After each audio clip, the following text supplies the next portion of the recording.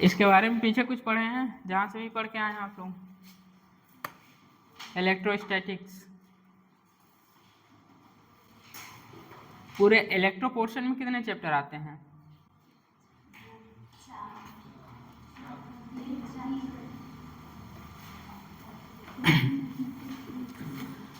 लिखिए, study of charge at rest. Heading डालिए, study of charge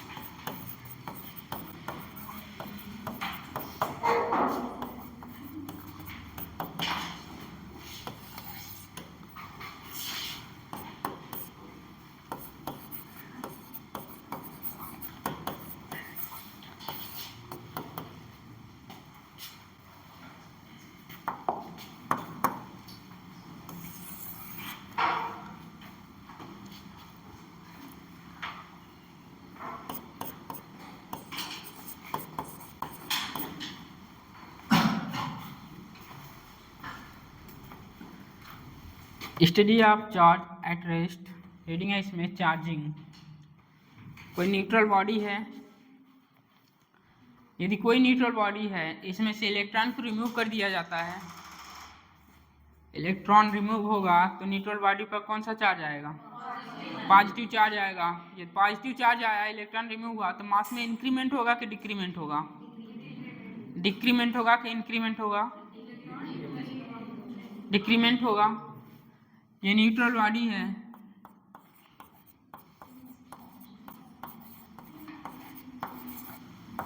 neutral body है,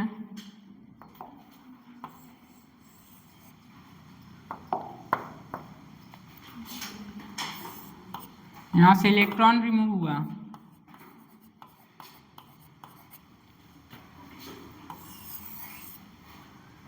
कौन सा चार्ज आएगा?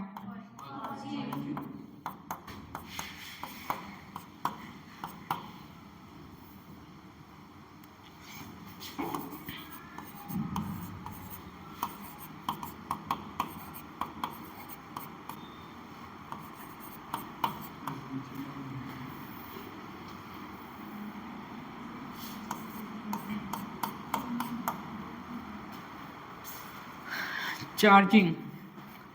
इलेक्ट्रॉन के लेन देन को क्या कहते हैं? इलेक्ट्रॉन रिमूव हुआ, इलेक्ट्रॉन ऐड हुआ, क्या बोलेंगे उसे?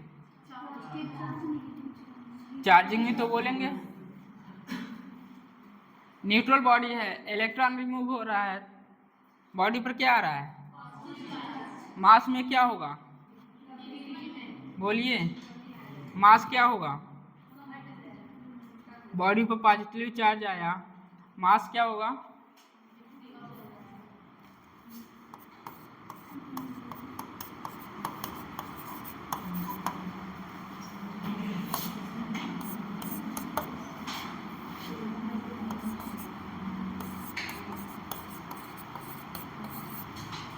मास डिक्रीज हो जाएगा।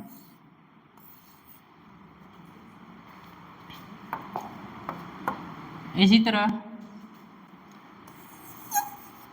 न्यूट्रल बॉडी है,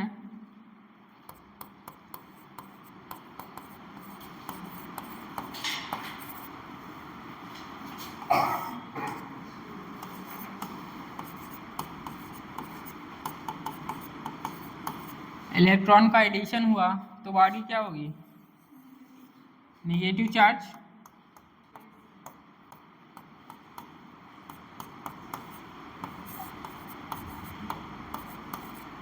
नेगेटिव मास में क्या होगा?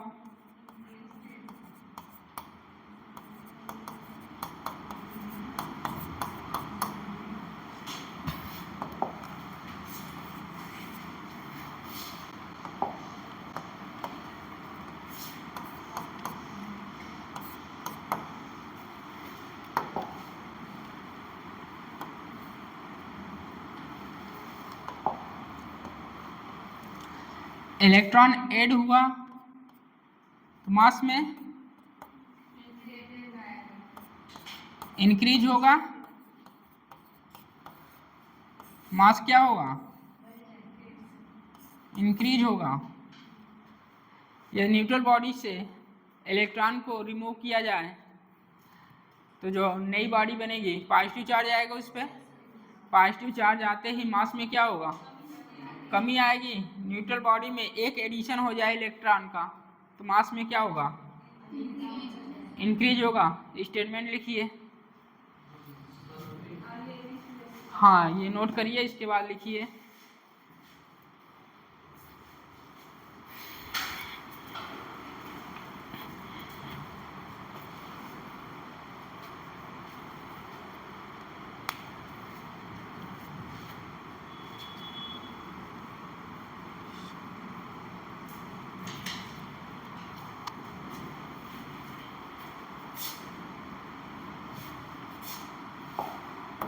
क्या बोल सकते हैं इसको,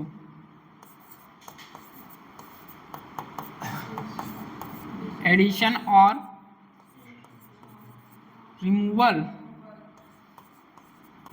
ऑफ इलेक्ट्रॉन, एडिशन और removal of electron.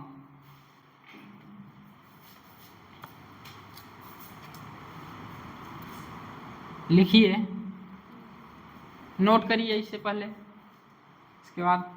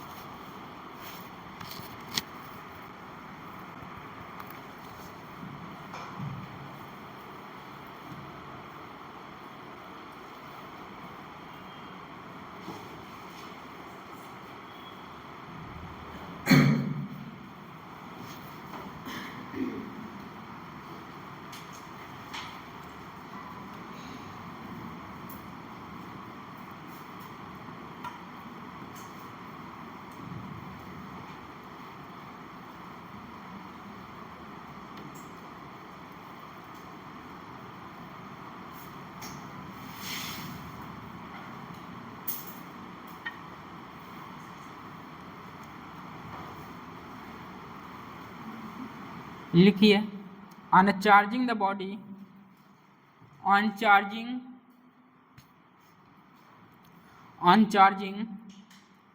the body, mass of the body, on charging the body, mass of the body may increase, may increase or decrease,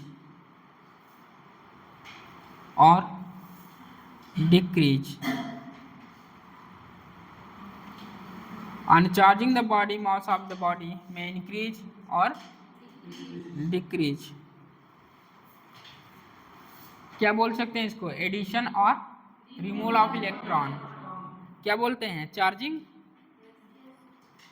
charging होगी या तो मास में कमी होगी या मास में इंक्रीमेंट होगा, ठीक।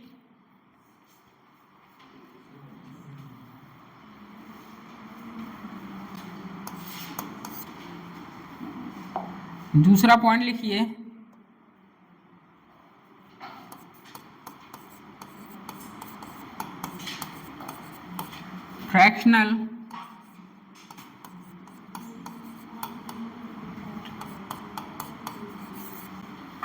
Fractional electricity, fractional electricity. Body ये है, बॉडी बी है, रबिंग की है,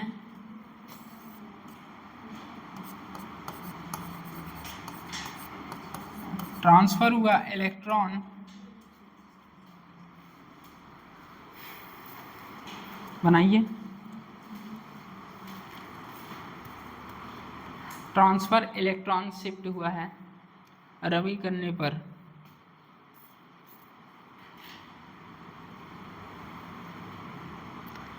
रबिंग का मतलब समझते हैं ना, रगड़ना, उसके कारण क्या शिफ्ट होगा,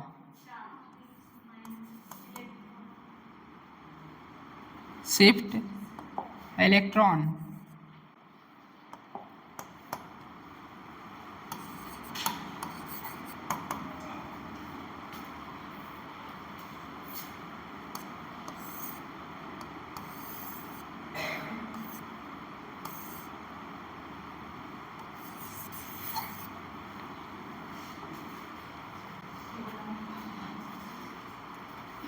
एक रॉड है, ग्लास रॉड है,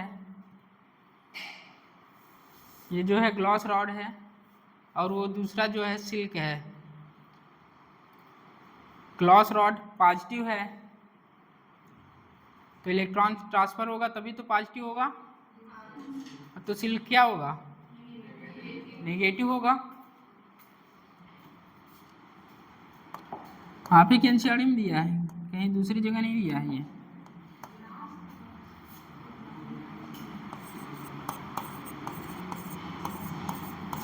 ग्लास रॉड है, पॉजिटिव है, इलेक्ट्रॉन ट्रांसफर होगा, क्या होगा,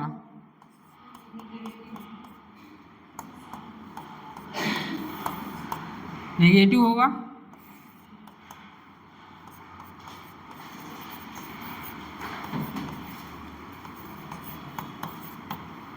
ट्रांसफर ऑफ इलेक्ट्रॉन, सब रबिंग वाले केस चल रहे हैं, रबिंग किया जा रहा है तो ग्लास रॉड जो है उस पर पॉजिटिव चार्ज आ रहा है, तो जाहिर सी बात है अगले पर क्या होगा, नेगेटिव चार्ज होगा, तो सेल क्या होगा, नेगेटिव। नेगेटिव क्यों हुआ, क्योंकि इलेक्ट्रॉन ट्रांसफर हुए हैं रबिंग करने पर, बोलिए।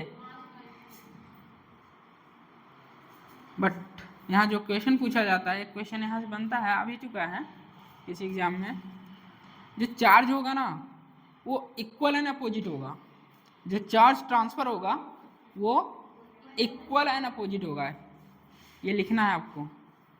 फ्रैक्शनल इलेक्ट्रिसिटी जब पूछा जाएगा इसमें यही बात पूछा जाता है, जो चार्ज ट्रांसफर हो रहा है इक्वल एंड अपोजिट होता है। बनाइए इसको, दूसरा वाला। यहाँ क्या हो रहा है, रबिंग किया जा रहा है तो इलेक्ट्रॉन ट्रांसफर हो रहे हैं, शिफ्ट हो रहे हैं, equal and opposite.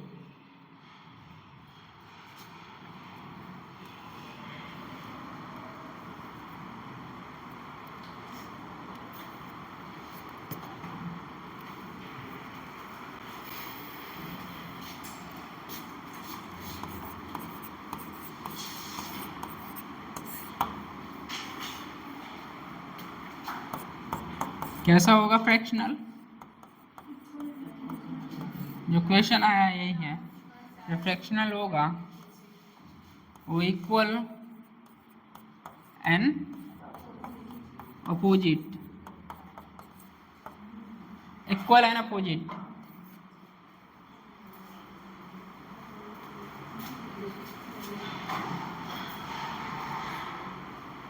Fractional electricity में जब रबिंग करते हैं जो चार्ज होता है इक्वल एंड अपोजिट होता है। फ्रैक्शनल क्या होता है, इक्वल एंड अपोजिट।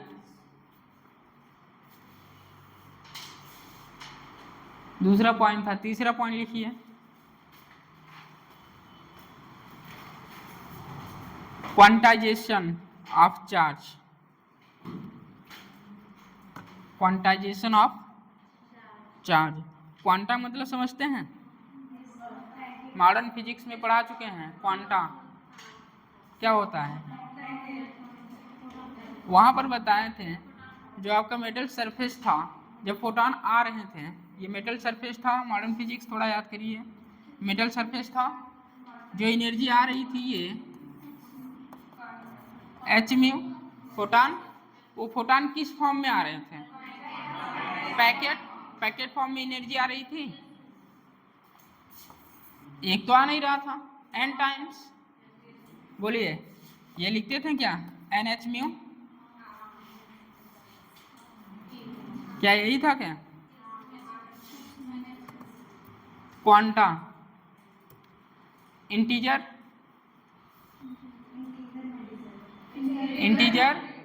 मल्टीपल। दो शर्त होती है क्वांटा का,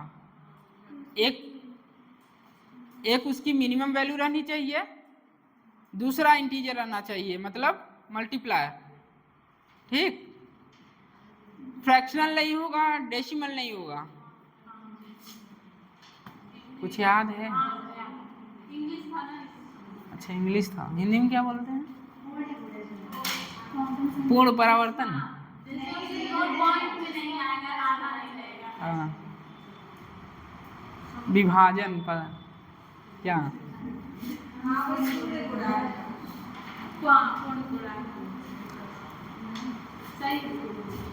मॉडर्न में आपने पढ़ा जो एनर्जी आती है फोटॉन के रूप में आती है, जो फोटॉन होता है वो पैकेट फॉर्म में आता है। ठीक, यहाँ भी वही है, जो क्वांटा है इसकी एक मिनिमम वैल्यू होगी, कोई क्वांटिटी उसकी एक मिनिमम वैल्यू होगी। जैसे चार्ज, आपका चार्ज क्या है, इलेक्ट्रॉन का चार्ज कितना है 1.6 इंटू 10 पावर, एक स्मॉलेस्ट वैल्यू है ना 1.6 इंटू 10 पावर माइनस 19 कूलम, तो ये स्मॉलेस्ट वैल्यू हुआ ना। किसी के आगे हम क्वांटा कर रहे हैं तो एक स्मॉलेस्ट वैल्यू रहनी चाहिए पहली शर्त, दूसरा वो उसके इंटीजर मल्टीप्लायर होना चाहिए। ठीक, और डेसिमल में नहीं होना चाहिए, फ्रैक्शन में नहीं होना चाहिए, ये कंडीशन है, दो शर्त।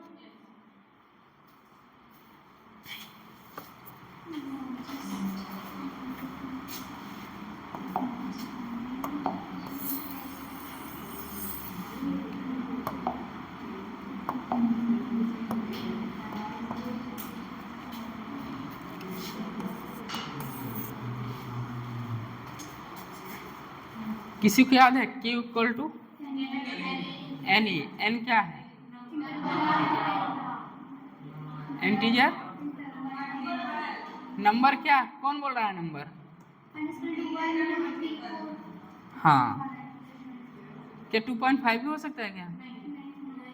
2/5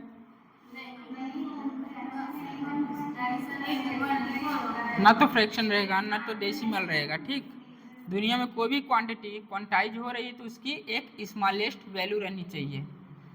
ठीक, हेडिंग क्या पढ़ा है? Quantization of charge.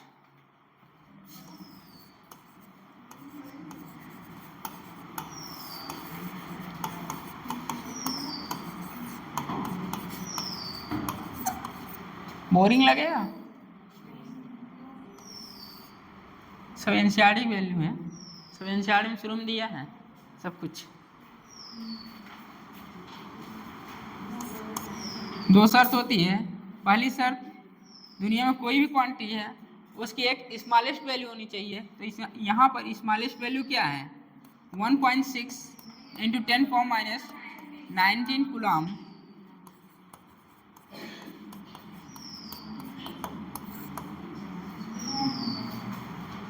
आपने पढ़े हैं Q equal to n e. ठीक, Q equal to n E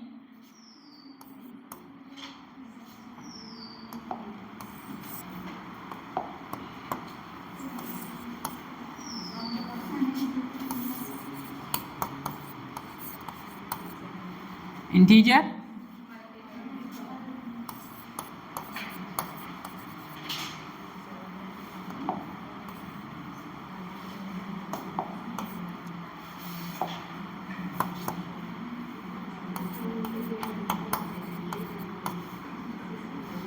decimal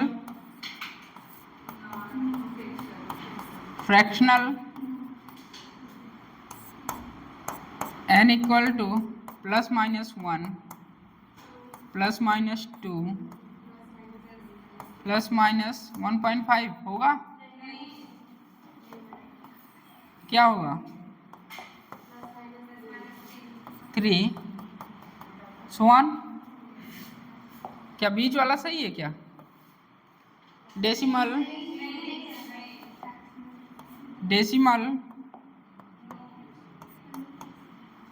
और फ्रैक्शनल सही है क्या?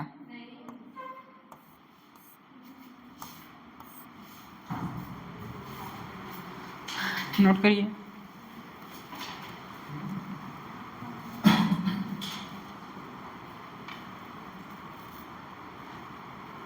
दुनिया दुनिया में कोई भी क्वांटिटी यदि क्वांटाइज हो रही है तो उसकी दो शर्त होती है। एक शर्त होती है उसकी एक स्मॉलेस्ट वैल्यू होनी चाहिए और दूसरा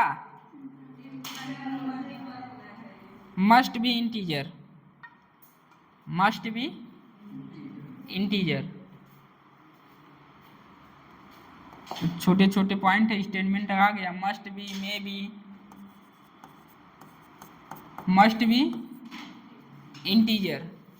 डेसिमल में नहीं होगा, फ्रैक्शनल में नहीं होगा, एन जो होगा एक फुल वैल्यू रहेगी। ठीक कर सकते हैं।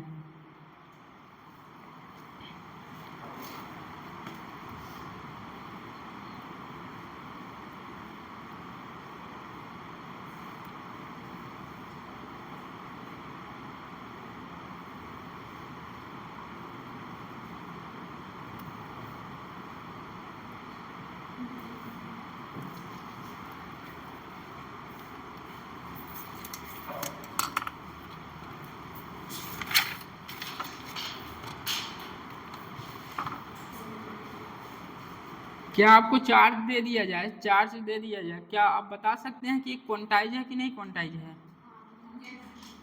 लिखिए क्वेश्चन छोटा सा।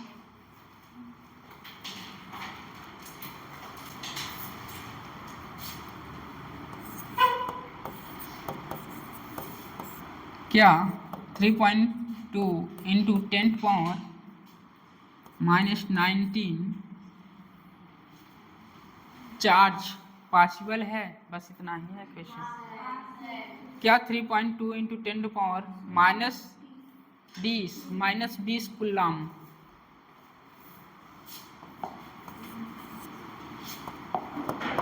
सोच समझ के बोलिएगा। 3.2 इंटू 10 पावर -20 कूलम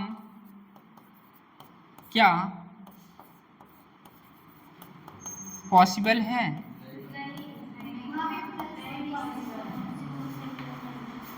क्या 3.2 इंटू 10 पावर -20 क्या पॉसिबल है? क्यों नहीं पॉसिबल है?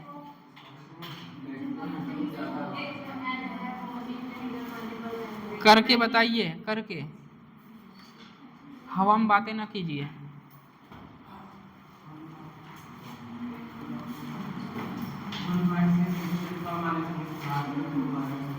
क्या करके बताइए? चलिए हम ही करते हैं। देखिए इधर Q is equal to n e है, ये इसके बारे में आपको सब कुछ पता है। ये इंटीजर होना चाहिए, डेसिमल नहीं होना चाहिए, फुल वैल्यू रहनी चाहिए इसका। ठीक करिए। चार्ज कितना दिया है? 3.2 into 10 power -20 n 1.6 into 10 power -19। ठीक, -1 बचेगा 2 टाइम्स, तो n इक्वल टू 2/10 या 0.2। क्या डेसिमल में आ रहा है? क्या फ्रैक्शन में आ रहा है? क्या फ्रैक्शन में आ रहा है? क्या डेसिमल में या फ्रैक्शन में आ रहा है? तो क्या पॉसिबल है चार्ज? नहीं। तो लिखिए फ्रैक्शन नॉट अलाउड।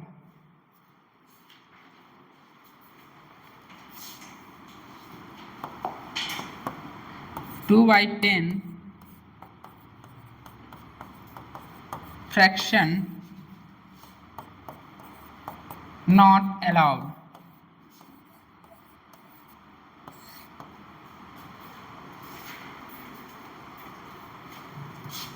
यह चार्ज नेचर में एग्जिस्ट नहीं करेगा।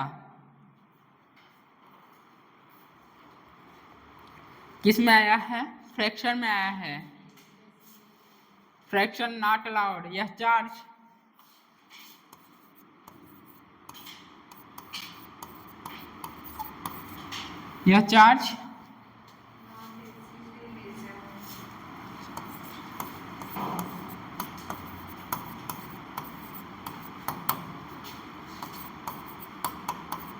एग्जिस्ट नहीं, यह चार्ज नेचर में एग्जिस्ट नहीं करेगा। क्यों नहीं कर रहा है? देख रहे हैं n की जो वैल्यू आ रही है वो क्या आ रही है, फ्रैक्शन में आ रही है, डेसिमल में आ रही है। तो डेसिमल और फ्रैक्शन इंटीजर नहीं होते हैं, उसके शर्त को पूरा नहीं कर रहा है। क्वांटम होने के लिए किसी भी दुनिया में कोई भी क्वांटिटी है उसकी एक स्मॉलेस्ट सर्टेन वैल्यू रहनी चाहिए या सर्टेन अमाउंट वैल्यू रहनी चाहिए, और दूसरा इंटीजर मल्टीप्लायर होना चाहिए। ठीक, दो शर्त होती है क्वांटा का, दोनों शर्त आपको बताया गया। Integer must be integer, decimal fraction नहीं होता है, कोई फुल वैल्यू रहती है इसकी। नोट करिए कौन सा पॉइंट था, थर्ड पॉइंट। क्या ऐसे दिया जाएगा, पूछ लिया जाएगा क्या पॉसिबल है, ऑप्शन रहेगा एस नो या नन ऑफ दीज, कर लेंगे।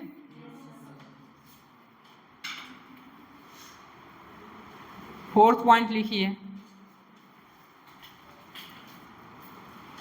चार्ज को न तो डिस्ट्रॉय किया जा सकता है न तो क्रिएट किया जा सकता है, या न तो बनाया जा सकता है न तो नष्ट किया जा सकता है, एक दूसरे में कन्वर्ट किया जा सकता है, चेंज किया जा सकता है।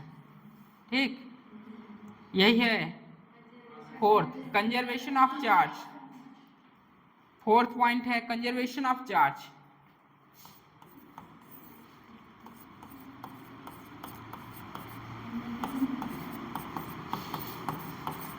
कंजर्वेशन ऑफ चार्ज, क्या टोटल चार्ज कंजर्व रहेगा?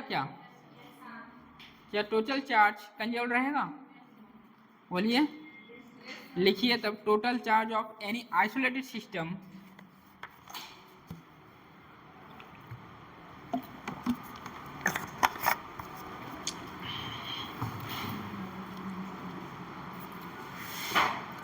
Total charge total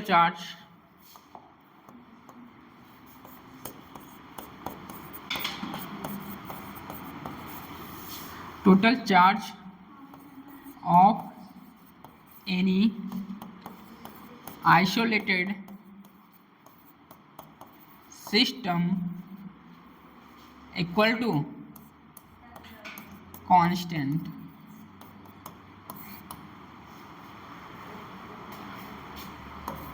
total charge of any isolated system equal to constant या always conserve, always conserve।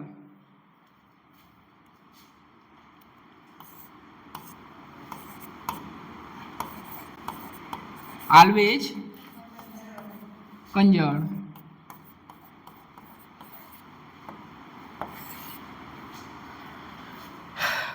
Constant वाली बात एक बहुत हाई फाई बुक है, उसमें लिखा गया है, नाम सुने होंगे, HC वर्मा जी की बुक है। उसमें लिखा गया है जो इन्वर्स है, इन्वर्स का पूरा चार्ज जो होता है कांस्टेंट होता है। लिखिए,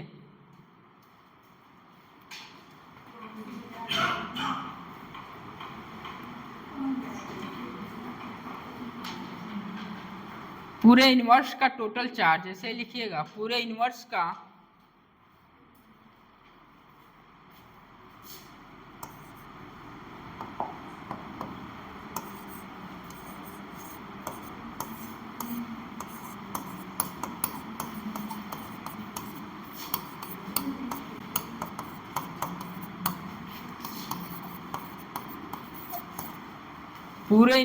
टोटल चार्ज,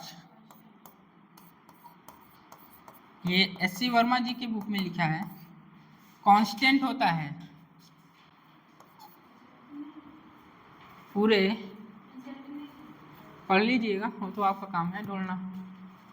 पूरे इन्वर्स का टोटल चार्ज क्या होता है? कांस्टेंट होता है। चार्ज को न तो बनाया जा सकता है न तो बिगाड़ा जा सकता है। ठीक है,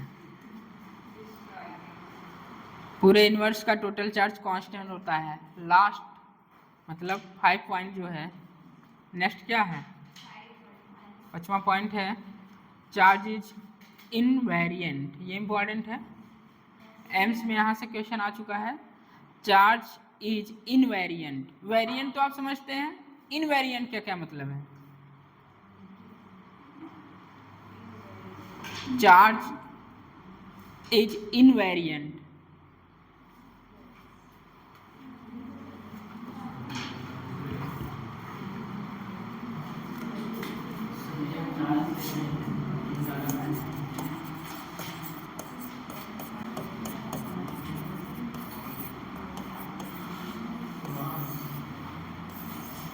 ये कंजर्वेशन ऑफ चार्ज में लिखिएगा, चार्ज ट्रांसफर हो रहा है।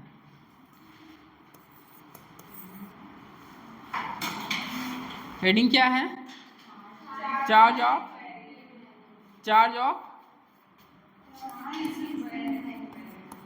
Charge in is invariant.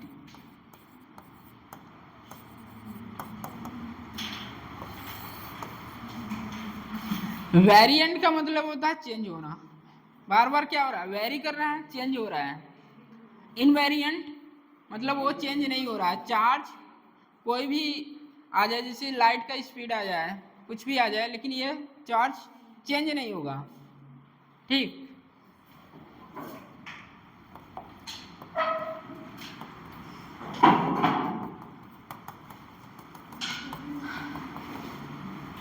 Theory of relativity modern में पढ़ाया जाता है, बट पढ़ाया नहीं हूँ क्योंकि था नहीं एनसीईआरटी में।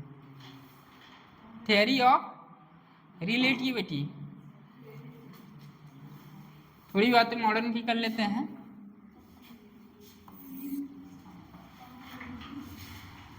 m equal to m naught 1/√1 minus v square by, सब लोग शायद जानते होंगे, ये आता है थियरी ऑफ रिलेटिविटी से। ये क्या होता है, रेस्ट मास होता है, और एक क्या होता है, मूविंग मास होता है।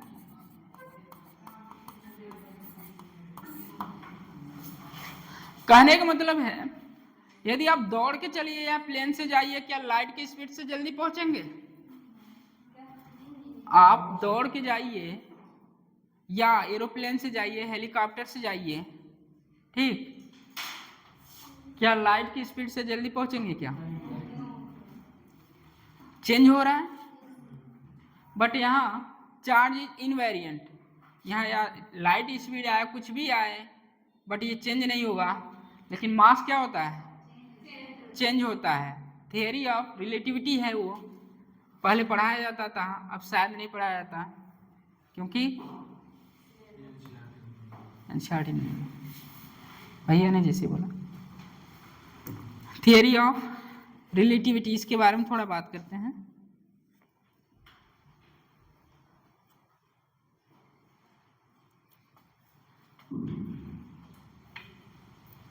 यहाँ जो मास होता है, मूविंग मास और रेस्ट मास है ना, लास्ट में क्या होता है, इक्वल हो जाता है।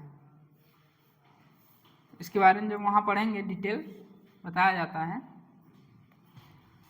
बट यहाँ जो है इलेक्ट्रॉन का जो स्पीड आता है c/100 रहता है इनवेरिएंट में। Moving electron is moving with speed c/100। तो इसकी जो इलेक्ट्रॉन का जो चार्ज होता है 1.6 × 10⁻⁻19 कूलाम ही रहता है, ये चेंज नहीं होता है। बट मास क्या होता है, चेंज होता है। Moving mass equal to rest mass के बराबर हो जाता है।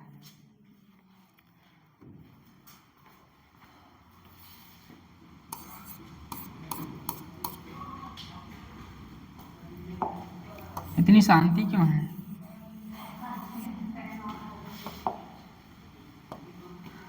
क्या एक्सटर्नल फोर्स लगा है क्या।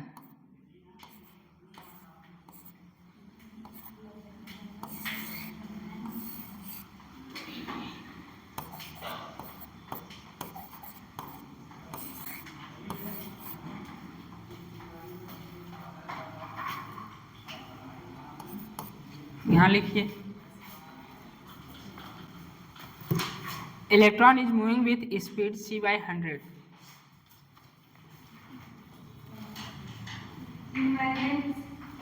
हाँ, इनवेरियंस में इलेक्ट्रॉन इज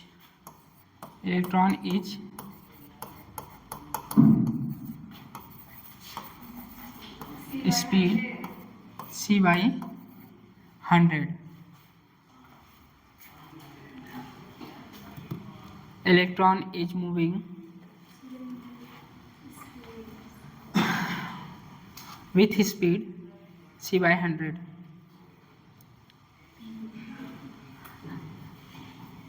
क्या स्पीड इसकी 100 टाइम्स कम हुई क्या? जब इसकी 100 इलेक्ट्रॉन की जो स्पीड है लाइट की स्पीड से 100 टाइम कम हुआ, तो बताइए क्या इसके चार्ज में कोई इफेक्ट पड़ा क्या? तो इलेक्ट्रॉन का चार्ज लिखिए, सबको याद होगा,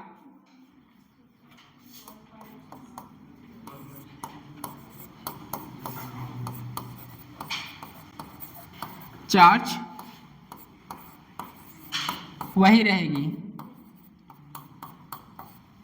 इलेक्ट्रॉन की चार्ज वही रहेगी, मतलब कितना है -1.6 × 10⁻⁻19 कूलम। क्या यही है क्या?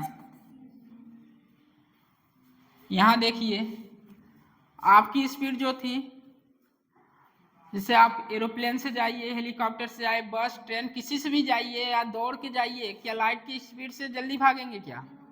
नहीं। तो क्या हो जाता है,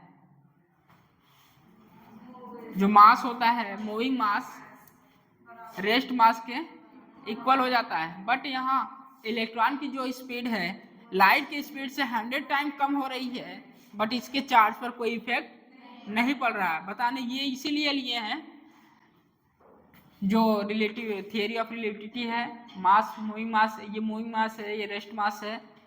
यहाँ स्पीड, लाइट की स्पीड बहुत ज़्यादा है, आप किसी भी सोर्स से जाइए अर्थ पर, बट लाइट की स्पीड से ज़्यादा नहीं जाएंगे, तो मास किस पे, मूविंग मास किस पे डिपेंड कर देगा? रेस्ट मास पर। बट यहाँ नहीं, इलेक्ट्रॉन की जो स्पीड है 100 टाइम्स कम हुई लाइट की स्पीड से, बट चार्ज पर कोई इफेक्ट नहीं पड़ा है। चार्ज कितना होता है? -1.6 × 10⁻⁻19 कूलम होता है। नोट करिए इसे।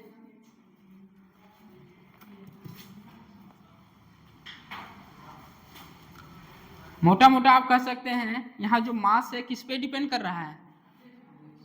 यहाँ जो मास है किस पे डिपेंड कर रहा है? स्पीड पर, स्पीड पर डिपेंड कर रहा है ना। बट यहाँ चार्ज नहीं कर रहा है। ये सब थियरी कहानी, मतलब जो है वहाँ मास जो है स्पीड पर डिपेंड कर रहा है, यहाँ मास इलेक्ट्रॉन जो है स्पीड पर डिपेंड, इलेक्ट्रॉन का चार्ज स्पीड पर डिपेंड नहीं कर रहा है। इलेक्ट्रॉन का चार्ज वही रहेगा, स्पीड कितनी भी टाइम्स कम हो जाए। ठीक,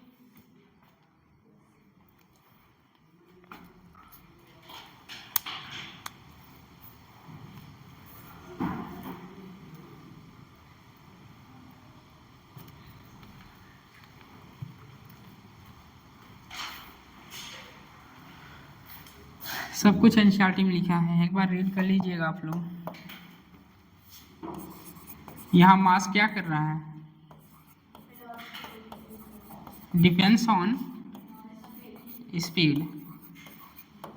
कहने का मतलब यही है, जो यहाँ मूविंग मास है रेस्ट मास के इक्वल हो रहा है, क्योंकि यहाँ स्पीड पर डिपेंड कर रहा है। बट इलेक्ट्रॉन लाइट की स्पीड से 100 टाइम कम हो रहा है, वो उसके चार्ज पर कोई इफेक्ट नहीं पड़ रहा है। चार्ज उतना ही रहेगा, -1.6 × 10⁻⁻19। ठीक, यहाँ से एम्स में क्वेश्चन आएगा, आगे बढ़ेंगे। इनवेरिएंट का मतलब आप जान ही गए हैं। वेरिएंट, अगर वेरिएंट लिखा होता तो बार बार चार्ज क्या होता? चेंज होता। इनवेरिएंट मतलब निश्चित है, चार्ज चेंज नहीं हो रहा है, -1.6 × 10⁻⁻19 कूलम ही रहेगा। ठीक, क्वेश्चन लिखिए एक। हाँ, इसी पर क्वेश्चन कराते हैं, एम्स में आया है। क्वेश्चन आते हैं, मुँह क्यों बात देते हैं आप लोग? चलिए, a neutral sphere of consist, a neutral sphere consists of A neutral sphere consists of 1 into 10 to power 20 electrons. विशाल तो ढंग से लिखो यार. A neutral sphere consists of 1 into 10 to power 20 minus नहीं है, नहीं 1 into 10 to power 20 electrons. 1 into 10 power 20 electrons लिखिए. If 20% of electrons are transferred, if 20% of electrons are transferred, removed. Transfer मतलब क्या हुआ? ट्रांसफर ऐसे लिखिएगा क्वेश्चन में, removed.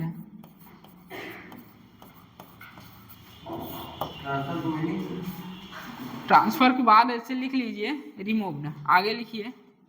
Then calculate charge on sphere. Sphere पर कितना चार्ज है. कोशिश करिए पुराना नोट्स ना लेके बैठे.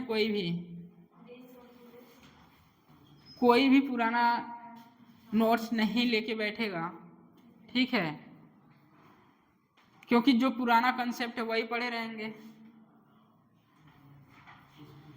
बहुत सारी चेंज हुई हैं चीज़ें, तो कोशिश करिए जितना नया है, जितना नया मिले आपको करिए. आपको क्वेश्चन दिया जाएगा पर डे, वो करिए, क्योंकि एक क्या है, ब्रॉड है अपने आप में. इलेक्ट्रोस्टैट ब्रॉड है ना. 3 क्वेश्चन आना है, कम से कम 20 दिन लगेंगे इसे खत्म करने में, 20 लेक्चर, ठीक है. तो कोशिश करिए इसमें 300 क्वेश्चन तो करना ही है, तभी 3 क्वेश्चन बनेंगे. 300 क्वेश्चन करेंगे तब जाके 3 क्वेश्चन बनेंगे. तो पुराना नोट्स कृपया करिए, न लेके बैठें कोई भी.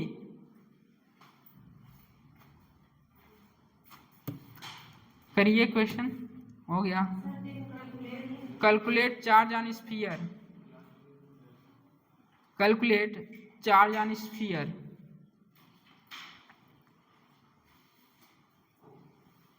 Calculate charge on sphere.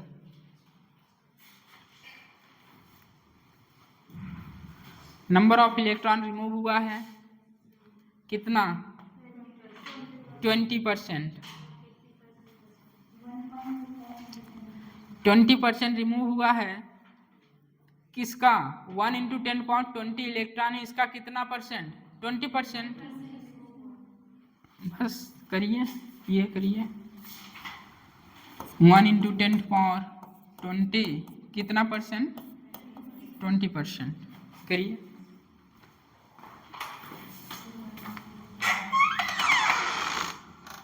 Sir आए?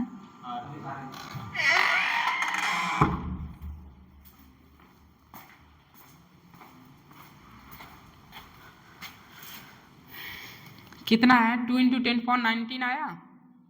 इलेक्ट्रॉन रिमूव कर दिया गया है.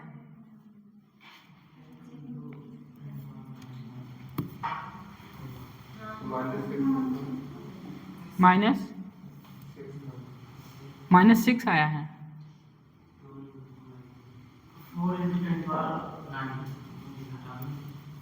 क्या चार्ज ऑन स्फीयर पूछा गया है, वो बताइए चार्ज कितना आएगा. चलिए देखिए, सब लोग बोर्ड पर आइए. इलेक्ट्रॉन कितना रिमूव हुआ? 20%. तो 2 into 10 पावर 19 इलेक्ट्रॉन को रिमूव कर दिया गया है. बोलिए. 2 into 10 पावर 19 इलेक्ट्रॉन को रिमूव कर दिया गया है. तो मैं स्फीयर पर चार्ज पूछ रहा हूँ, तो Q इक्वल टू NE. तो Q इक्वल टू कितना रिमूव किया गया है? 90. 1.6 into 10 पावर माइनस 90 कितना आएगा? 3.2 कूलम.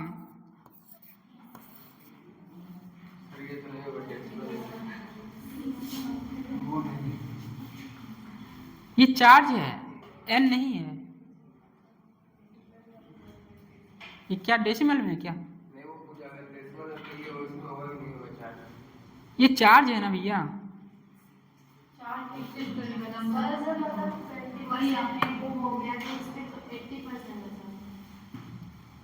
20% रिमूव, 20% इलेक्ट्रॉन रिमूव हुआ, बचा के नहीं पूछ रहा है, जो ट्रांसफर हुआ। हाँ हाँ,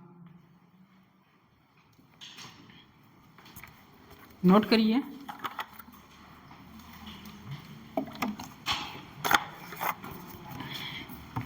क्या थोड़ा बहुत मोल कंसेप्ट याद है क्या? हाँ, मोल्स याद है। मोल्स बताइए एटम फॉर्म में, मोल्स का फॉर्मूला एटम फॉर्म में बताइए।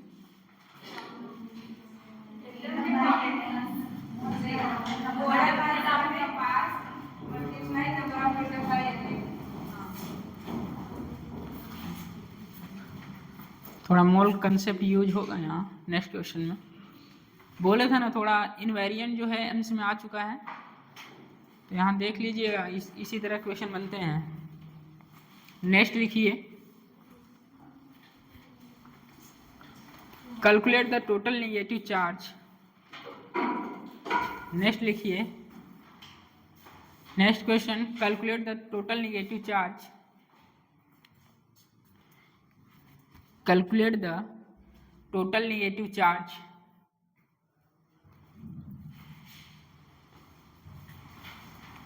Calculate the total negative charge on 100 gram of CO2. On 100 gram of CO2, CO2, carbon dioxide,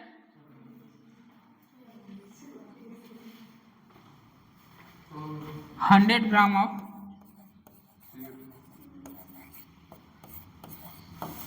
यही है क्या CO2? चलिए कहिए, calculate total negative charge on 100 gram of CO2। करेंगे एक अपने से, कोशिश करिए, नहीं आएगा तो बताएंगे तो है ये, कोशिश करिए, विगत वर्ष वाला नोट्स ना लेके बैठे।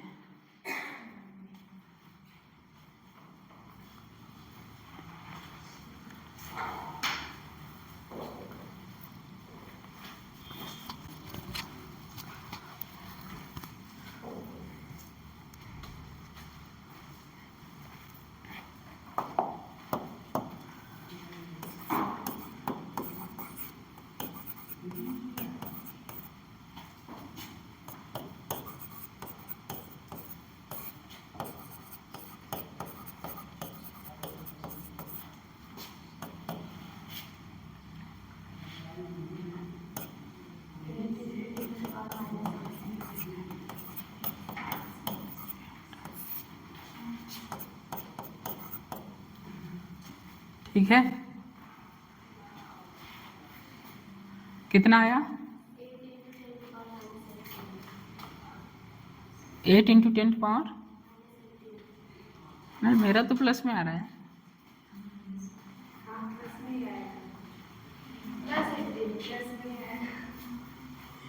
आंसर है 48 × 10⁵ कूलम।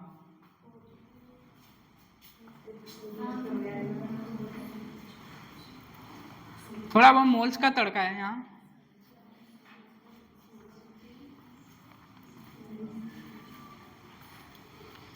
आपके एनसीईआरटी जब खोलेंगे ना, 1-2 पेज पढ़ेंगे, यही सब लिखा है, कभी पढ़िए तो। Conservation of charge, quantization, charging, rubbing, fractional electricity, सब शुरुआत में यही लिखा है लैंग्वेज एनसीईआरटी।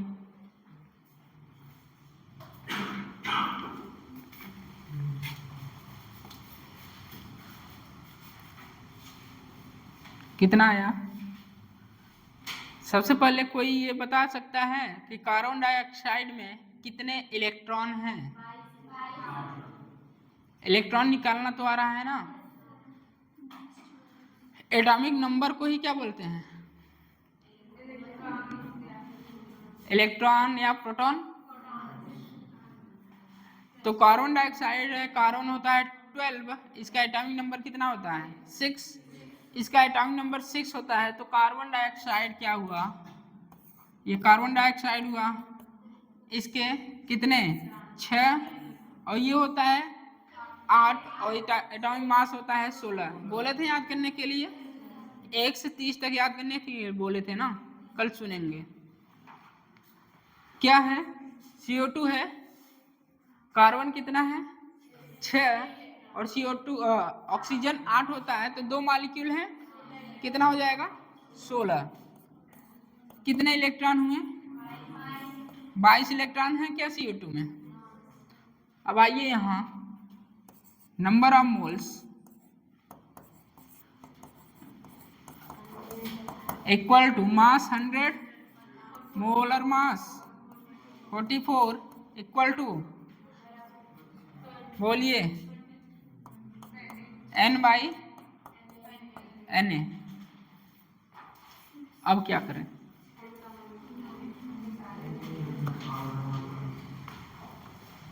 इतना सबका आ चुका है, इलेक्ट्रॉन आपके पास है, नंबर ऑफ मोल्स आ चुका है 100/44, ठीक। तो नंबर ऑफ एटम आ जाएगा, नंबर ऑफ एटम आ जाएगा, कितना आएगा, ये n क्या है, नंबर ऑफ एटम है, नंबर ऑफ एटम्स या मॉलिक्यूल कितना हो जाएगा 100/44 इंटू Na। इतना किए आप लोग, नंबर ऑफ एटम या मॉलिक्यूल 100/44 Na कितना था 100 ग्राम था, 22 इलेक्ट्रॉन, तो 1 के लिए कितना होगा 100/44 Na मल्टीप्लाई 22, तो नंबर ऑफ एटम कितने आ जाएंगे, कितना हो जाएगा 50 आ जाएगा, 50 Na आएगा कि नहीं आएगा। अरे भैया 44 100/44 Na मल्टीप्लाई 22 का करेंगे तो 50 Na आएगा, तो n कितना आ गया 50, जब n 50 आ गया 50 Na, 50 Na, ये आएगा ना, ये आया, तो Q is equal to Ne, n की वैल्यू पता चल गई है, E की वैल्यू पता है, कैलकुलेशन करिए।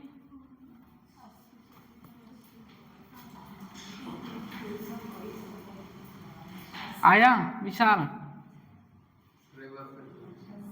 फिर से तो बताएंगे, अभी खुद से करिए ना, कैलकुलेशन तो करिए।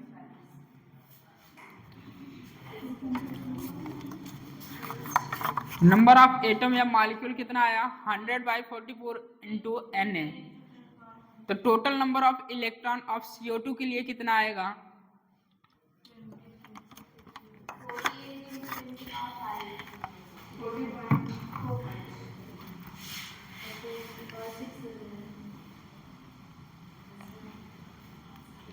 10.6 आ रहा है,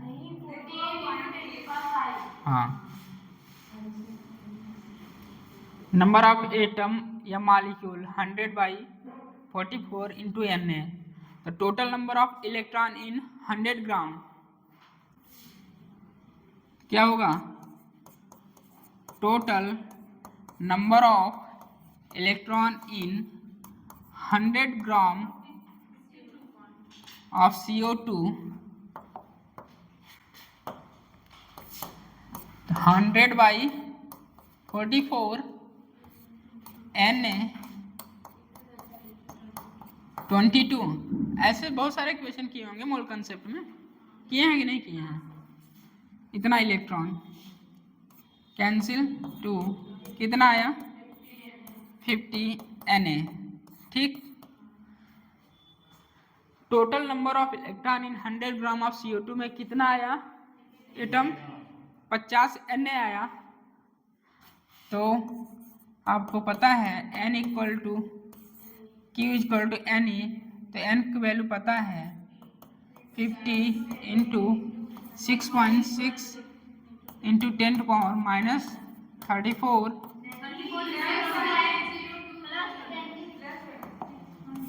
23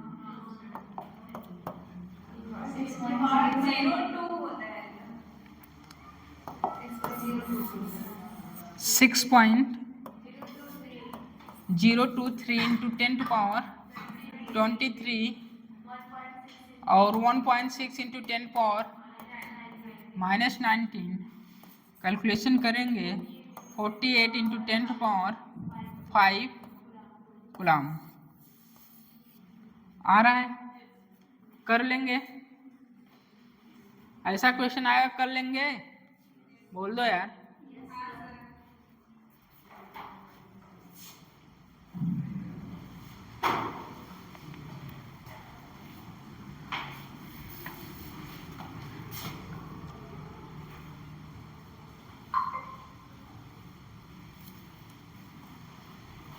नोट करिए।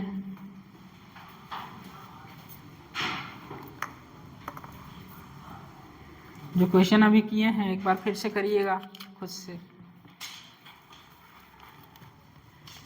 कुछ लोग यही सोच रहे हैं इलेक्ट्रोस्टैट में वोल्ट्स कहाँ आ रहा है। एनसीईआरटी खोलेंगे, लाए हैं NCERT,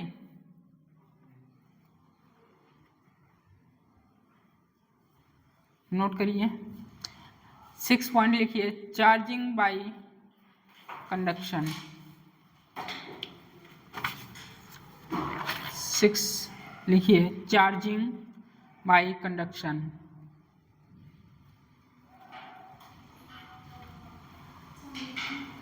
charging by conduction.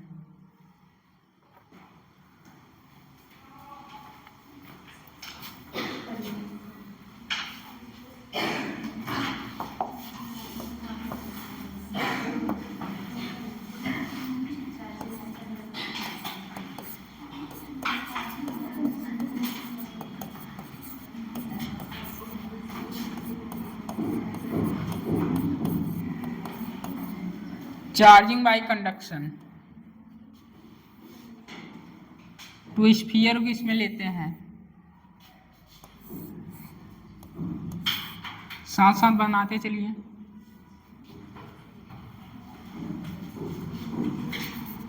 Q1 है, Q2 है, रेडियस R1 है, R2 है, मेटेलिक स्फीयर,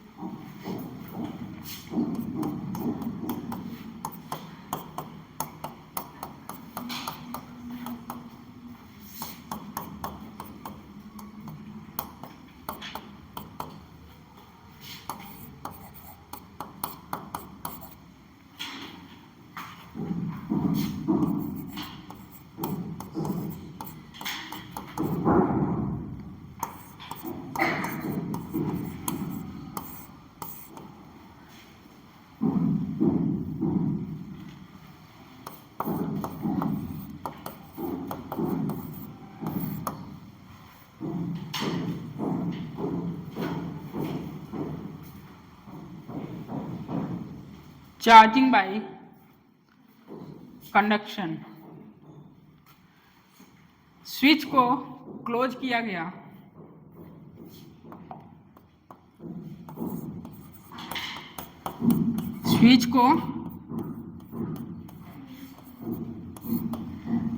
स्विच को क्लोज करेंगे क्या होगा?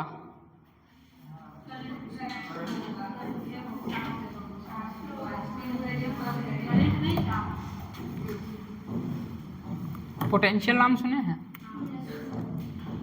क्या? लोअर टू हायर के हायर टू लोअर?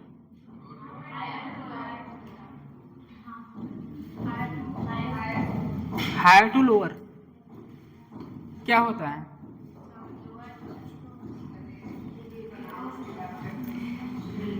बना लीजिए, हो गया। दोनों क्या है, मेटेलिक स्फीयर है। स्विच को पहले स्विच क्या था, वो स्विच है, ओपन ओपन बात नहीं किए हैं। स्विच को क्लोज करेंगे तो पोटेंशियल क्या होगा, डिस्टर्ब होगा। पोटेंशियल हायर पोटेंशियल से लोअर पोटेंशियल की ओर जाता है। ये तब तक जाता रहेगा जब तक दोनों स्फीयर के पोटेंशियल सेम ना हो जाए। क्या यहाँ इलेक्ट्रॉन ट्रांसफर हो रहे हैं, क्या पॉजिटिव चार्ज ट्रांसफर हो रहे हैं क्या? यहाँ पोटेंशियल जो है ये तब तक ट्रांसफर होता रहेगा जब तक दोनों स्फीयर का पोटेंशियल सेम ना हो जाए। V1 equal to V2। और किसी मेटेलिक स्फीयर के लिए पोटेंशियल आप जानते हैं क्या होता है? कुछ तो पढ़े हो यार, फार्मूला क्या होता है पोटेंशियल के लिए? मेटेलिक स्फीयर है, उस पर कोई पोटेंशियल होगा, V equal to KQ/R potential होगा ना। स्विच को क्लोज किए, पोटेंशियल हायर टू लोअर, ये तब तक ट्रांसफर होता रहेगा जब तक दोनों का पोटेंशियल सेम ना हो जाए। स्फीयर 1 है, स्फीयर 2 है, दोनों का पोटेंशियल सेम ना हो जाए, मतलब V1 इक्वल टू V2।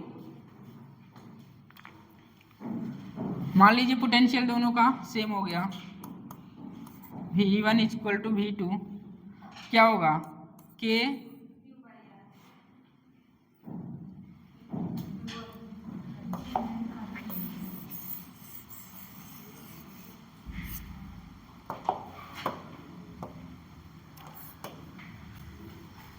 यहाँ लिखिए थोड़ा सा, जो पॉजिटिव लिखे हैं इसके नीचे।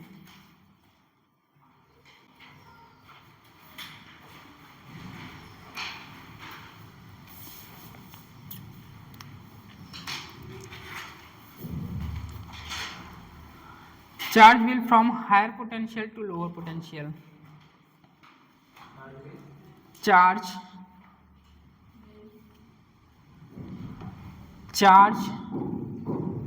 will from higher potential to lower.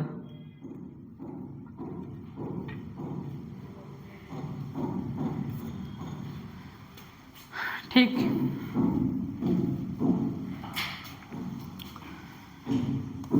जब इन दोनों को मिलाया गया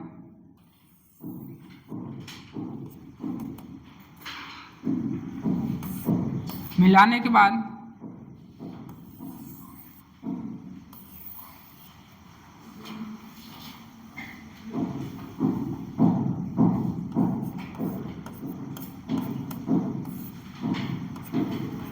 पुराना और नया, पुराने स्फीयर की चार्ज Q1 है, Q2 है, नए स्फीयर की चार्ज कैपिटल Q1 और कैपिटल Q2। यहाँ पर पोटेंशियल बताइए, potential KQ1/R1 R2 R1 KQ2/R2। Potential तब तक, चार्ज तब तक ट्रांसफर होता रहेगा जब से तक पोटेंशियल सेम ना हो जाए। ठीक, चार्ज तब तक ट्रांसफर होता रहेगा जब से तक पोटेंशियल सेम ना हो जाए। दोनों पोटेंशियल सेम करिए, KQ1/R1 KQ2/R2 कांस्टेंट है। यहाँ एक रिजल्ट आता है Q1/Q2 R1/R2। Charging of sphere, या बोल सकते हैं चार्जिंग बाय कंडक्शन। दो स्फीयर को जब स्विच क्लोज किया गया कुछ इस तरह होगा, पहले स्फीयर पास आएंगे फिर सेपरेट होंगे। बोलिए, ये तब तक कहानी चलती रहेगी जब से तक दोनों का पोटेंशियल सेम ना हो जाए। ठीक, पोटेंशियल सेम होते ही क्या करेंगे, V1 इक्वल टू V2 के Q1 बाई R1, पहले स्फीयर का दूसरे स्फीयर का के Q2 by R2, Q1 by Q2 equal to R1 by R2। Note करिए।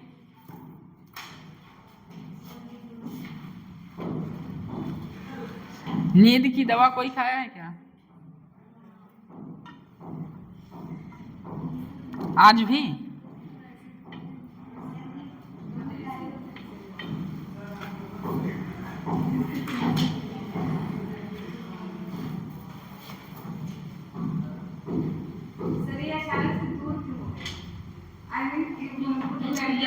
चार्ज कंजर्वेशन के कारण यहाँ ऐसे लिख सकते हैं Q1 plus Q2 equal to Q1 plus Q2।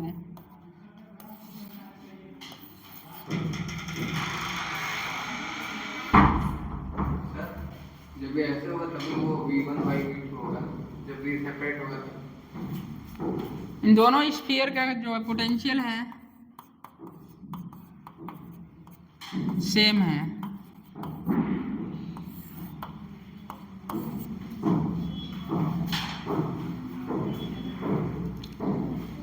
तभी V1 इक्वल टू V2 लिखे हैं। डिफरेंस कैसे?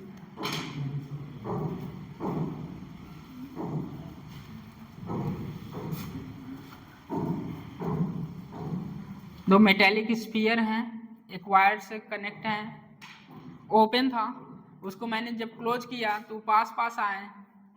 उसके बाद पोटेंशियल डिफरेंस, पोटेंशियल चार्ज तब तक प्रोवाइड होता रहेगा जब से तक दोनों का पोटेंशियल सेम ना हो जाए। आप जानते हैं दो स्फीयर है, उसका चार्ज क्या होता है, कंजर्व रहता है। अभी अभी लिखवा के आए हैं, चाहे वो इन्वर्स हो वहाँ भी चार्ज क्या होता है, कांस्टेंट होता है। किसी भी आइसोलेटेड सिस्टम के लिए चार्ज क्या होता है, कंजर्व रहता है। तो दोनों स्फीयर के लिए पुराना प्लस नया, पुराने का चार्ज क्या है, Q1 plus Q2 equal to Q1 plus Q2 लिख सकते हैं। क्यों लिख सकते हैं, क्योंकि चार्ज क्या होता है, कंजर्व रहता है। देखिए बस हो गया, हो गया। ये डायरेक्ट लिखे हैं Q1 by Q2 equal to R1 by R2, ये डायरेक्ट लिखे हैं। डेरिवेशन भी कराएं, इसे याद करना, इसलिए रिजल्टेंट को याद करना है इसको।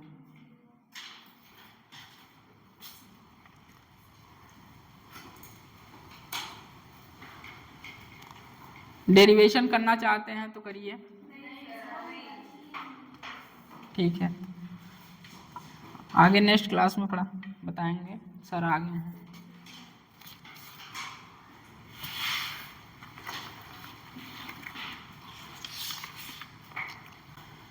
थोड़ा सा एनसीईआरटी पढ़ के आइएगा कल, जो शुरू में पॉइंट लिखा गया वो पढ़ा दिए हैं।